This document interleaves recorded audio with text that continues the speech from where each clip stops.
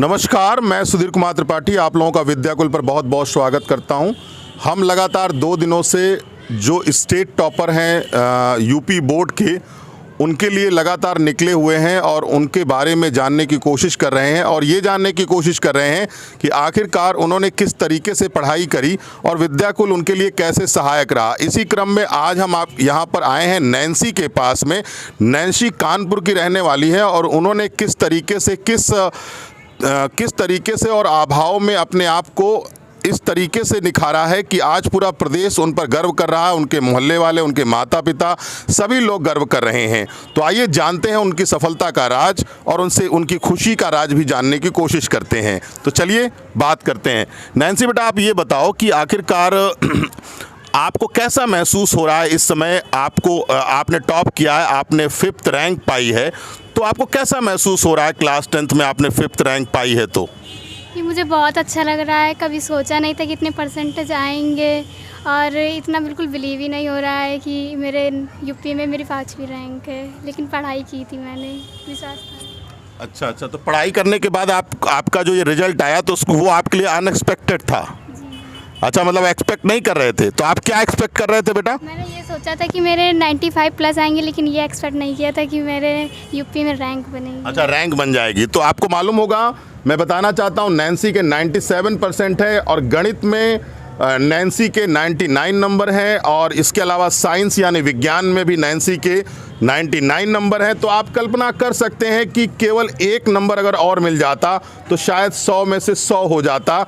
अब मेरे सामने नैन्सी की माता जी भी बैठी हुई हैं। मैं उनसे पूछना चाहूँगा कि उन्हें कैसा महसूस हो रहा है। मोहल्ले में क्या कोई प्रतिष्ठा बढ़ी या तो फिर और ज़्यादा बढ़ने की उम्मीद अभी आप लगाए बैठे हुए हैं? तो बताइए माता जी आप। जी, बहुत अच्छा लग रहा है। मोहल्ले में भी सब लोग खुश है और अच्छा भी लग रहा है मोहल्ले वालों को। आज आपके यहाँ शादी का माहौल है, तो क्या बच्चे के लिए कुछ लोग कह रहे हैं? जी, कह रहे हैं, सभी लोग कह रहे हैं, पूरे मोहल्ले अच्छा। के रिश्तेदार। हमारे पास में नैन्सी के पिताजी भी बैठे हुए हैं, तो मैं उनसे भी पूछना चाहूँगा कि आखिरकार वो क्या महसूस कर रहे हैं और क्या इस समय क्या उनके अंदर क्या चल रहा है। क्योंकि एक पिता के लिए गर्व का विषय होता है जब उसके बच्चे जो हैं वो अच्छे से अच्छा अंक लाते हैं और सफलता के झंडे गाड़ते हैं। तो आइए मैं आप लोगों को बताता हूँ कि आखिरकार नैन्सी के पिताजी क्या सोचते हैं। हाँ जी सर, क्या सोचते हैं आप? सर, इस समय जो है खुशी का सर भंडार ही भंडार हमारे घर में हो गया है। बहुत ही खुशी हो रही है और कभी लाइफ में कभी सोचा ही नहीं था कि जो इतनी खुशी हमको मिलेगी सर। बहुत ही खुश दिल हो गया सर, मज़ा आ गया। मतलब दिल बल्ली बल्ली हो गया सर, बल्ले बल्ले कहते हैं जिसको, वो हो गया सर। बहुत ही खुशी हुई सर। तो मैं आपको बताना चाहता हूं कि नैन्सी के पिताजी ऑटो चालक हैं और उन्होंने कितनी मेहनत करके अपने बच्चे को पढ़ाया है। तो इससे आप कल्पना कर सकते हैं कि जो लोग बार बार ये कहते हैं कि मेरे पास में ये नहीं है, मेरे पास में वो नहीं है, और फिर भी वो सफलता को लेकर के निश्चिंत नहीं रहते हैं, तो आप समझ सकते हैं कि नैन्सी किस प्रकार से उन अभावों में अपने पढ़ाई को जारी रखा। और मैं बस इतना पूछना चाहता हूँ नैन्सी के, बेटा एक बात बताओ, कोरोना काल में 2 साल तक सारा विश्व परेशान रहा और पढ़ाई सबसे ज़्यादा बच्चों की ही प्रभावित रही। तो कोरोना काल में आपने किस माध्यम से पढ़ाई की और उस माध्यम से आपको क्या लाभ मिला बेटा, बताना। जी, मैंने जैसे कोरोना काल में मैंने विद्याकुल यूट्यूब चैनल से पढ़ाई की और ऐप इंस्टॉल करके पढ़ाई किया था। उन्होंने बहुत अच्छे मेथड से बताया क्या कैसे किया जाता है। साइंस में डेरिवेशन फिज़िक्स के करके बताए और फिज़िक्स में जैसे डेरिवेशंस बहुत होते हैं, और मैथ्स में भी उन्होंने बहुत अच्छे से सवाल बताया, एक एक करके सवाल बताया हम लोगों को। इस तरीके से मैंने पढ़ाई की।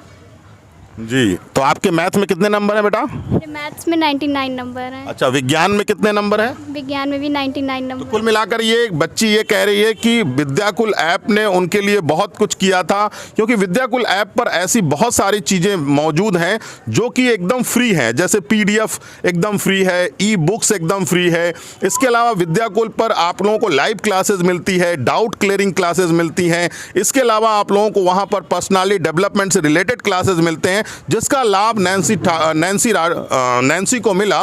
और इससे आप ये कह सकते हैं, क्योंकि इतना ज़्यादा इंटरव्यू हो गया कि बार बार नैन्सी नाम की 2 बच्चियां हैं, तो एक नैन्सी राठौर है और एक नैन्सी वर्मा है, तो इस वजह से नाम बार बार आ रहा है इस प्रकार से। तो आप बेटा ये बताओ कि आखिरकार आप भविष्य में करना क्या चाहते हो? मैं IPS बनना चाहती हूँ। अच्छा, आप IPS बनना चाहती हैं। तो IPS का मतलब आप जानती हैं?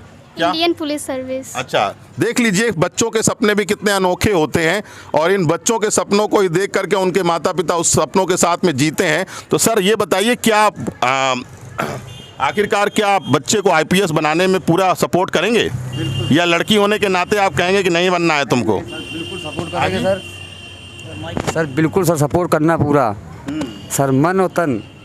धन में थोड़ा दिक्कत है वो भी सब देखेंगे। हम बस आपसे इतना वादा करते हैं कि बच्चे की पढ़ाई में कभी दिक्कत नहीं आएगी और बच्चे को विद्याकुल का फ्री सब्सक्रिप्शन मिलेगा 11-12 के लिए और भविष्य में चल कर के बच्ची जो भी एजुकेशन हासिल करेगी, क्योंकि आप लोगों को पता होगा, मैं बताना चाहता हूं, विद्याकुल प्रयागराज में 3 तारीख को एक भव्य आयोजन करने जा रहा है और इस आयोजन में प्रदेश के उप मुख्यमंत्री और केंद्रीय मंत्री अनुप्रिया पटेल शामिल हो रही हैं और फिर इसके बाद बच्चों के भविष्य के बारे में जो भी सरकारी सहायता हो सकती है वह भी वहां पर प्रदान करने की कोशिश की जाएगी। तो इस प्रकार आप समझ सकते हैं और मैं यहां पर रणविजय सर से कहूंगा कि कुछ वो पूछें बच्ची से गणित के बारे में। हाँ जी सर।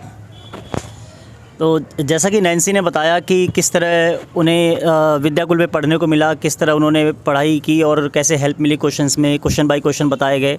मैं इनसे ये भी पूछना चाहूँगा कि सेल्फ स्टडी के लिए आप बाकी बच्चों को क्या टिप्स देना चाहते हैं कि वो घर पे सेल्फ स्टडी कैसे करें? मतलब विद्याकुल के साथ अगर पढ़ रहे हैं तो पढ़ने के साथ साथ कैसे घर पर उसको मतलब कवर करें, कैसे मेनटेन करें कि आपकी जो परसेंटेज आई इस तरह अच्छी परसेंटेज उनकी भी आ सके।